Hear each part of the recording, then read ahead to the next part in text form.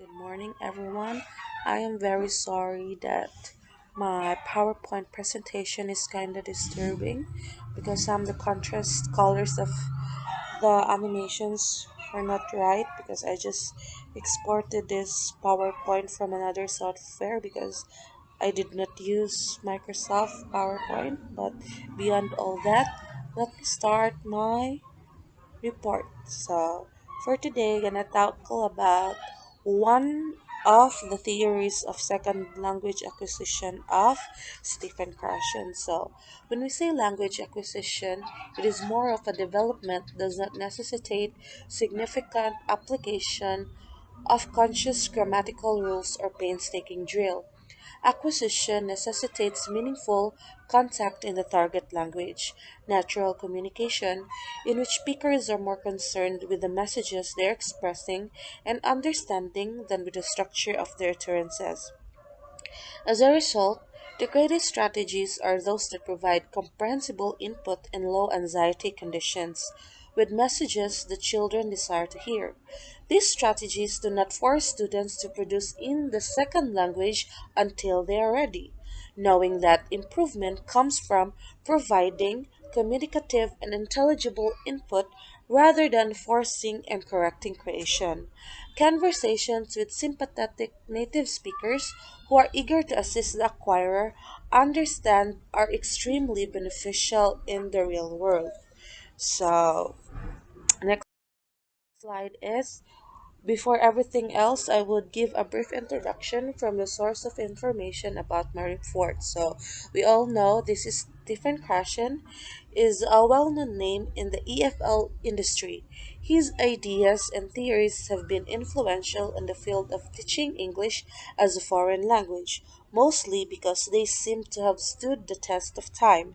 Krashen came up with five hypotheses of learning, one which is the affective filter hypothesis. So, before I begin my discussion, I want to express my sincere apologies to everyone who will be listening to my report, especially my fellow students and Sir Dan, because this is about me having a raspy voice due to the painful throat and sniffing due to colds. I've been unwell for weeks and I am having trouble finishing my modules, but God has been so wonderful to me that I was able to complete some of them, so now I'll get down to business with my subject. So, the filter affective hypothesis. So, these are some of the affective variables that are affecting our secondary language acquisition. So, first is personal traits, second is self confidence, third is anxiety, and fourth is motivation. So, the affective filter theory reflects Krashen's belief that a number of affective variables facilitate but do not cause second language acquisition. So, motivation, self assurance, anxiousness, and personality traits are among these variables. What is affective filter hypothesis? So, the affective filter theory encapsulates Krashen's belief that a variety of affective variables facilitate but do not cause second language acquisition. Motivation, self confidence, anxiousness, and personality traits are among the variables. Learners with high drive, self confidence, a positive self image, low anxiety, and extroversion, according to Krashen, are better equipped for success in second language learning. So, katong mga students ng sigiguri, low self-esteem, or lack of desire can all contribute to a mental block that prevents them from learning a second language successfully. As what I have said earlier, low motivation, low self esteem, anxiety, introversion, and inhibition can raise the affective filter and form a mental block that prevents comprehensible input from being used for acquisition. In other words, when the filter is up, it impedes language acquisition. On the other hand, positive affect is necessary but not sufficient on its own for acquisition to takes place. So, The affective filter hypothesis basically explains that language cannot be learned if a learner is blocking the learning process.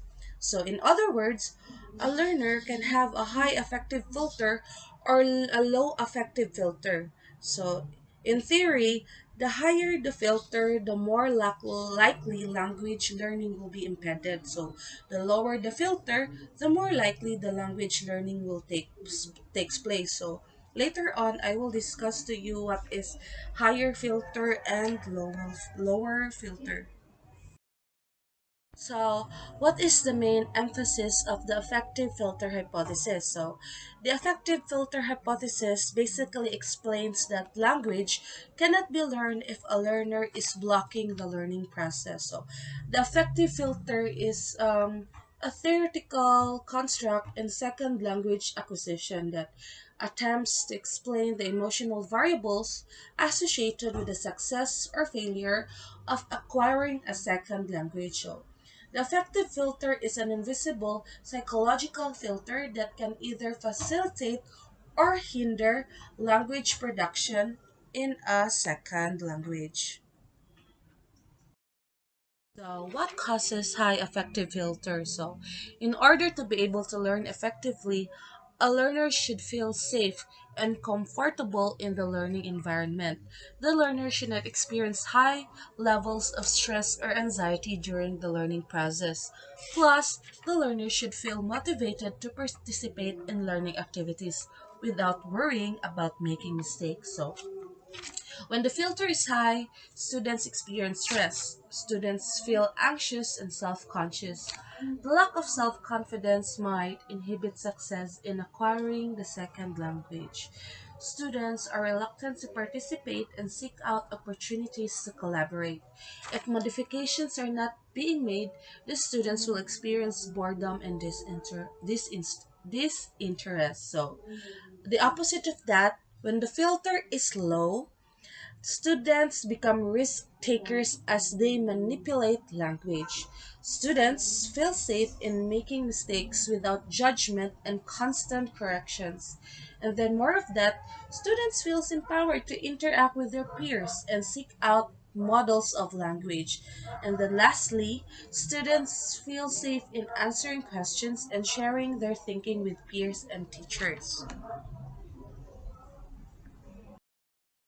How does this affect the EFL classroom? So before that, let's have a brief kind of introduction what is EFL from ESL. So ESL is the traditional label used for students who are studying English in an English speaking country, like in the UK, Australia, USA, and other sort of places. So, when we say EFL students, on the other hand, predominantly learn English as a foreign language with their own native country, or a country that is not a typical English speaking country, like us Filipinos.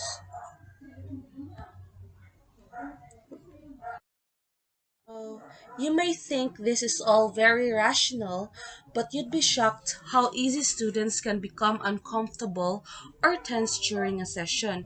When you consider scenarios that demand you to do some public speaking or speak in front of a group of people, you can understand why students could be nervous when called on in a class. So, the dread of making a mistake or appearing ignorant can be crippling, preventing students from engaging in classroom activities. As a result, the learner will receive less value from the lecture and would learn less successfully. Are some of important questions that I have to clarify to you so you have a better understanding to what affective filtering is. So first is what can the teacher do to lower the affective filter? Next is what is the affective filter and why is it important in the classroom? And lastly it what raises the affective filter? So, what can the teacher do to lower the affective filter? So, there are many things teachers can do to help the situation. Firstly, make sure the students know each other. Spend some time on getting to know you activities so that the students can become friends. It is much easier to speak in front of friends than strangers, and students won't feel embarrassed about making mistakes. So, when the students do make mistakes, by all means correct them, but don't make a big deal out of it. And don't do it in an embarrassing way. So, ensure you treat your students equally so nobody feels like you are picking on them or making fun of them. So in order to lower the affective filter in my classroom, so within the collaborative literacy. So first one, try not to overemphasize error correction. In other words, instead of correcting the student, model the correct use of the language in a supportive stance.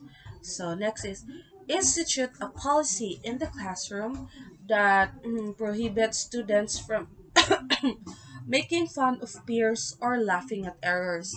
This is directly supportive by the social learning goals weaved throughout every lesson. This sets the expectations of how students work together as they collaborate.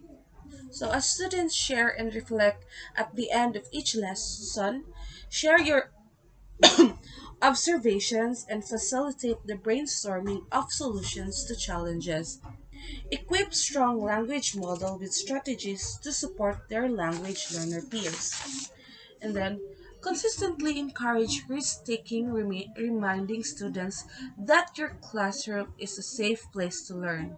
Set individual goals with students and celebrate growth each one of them.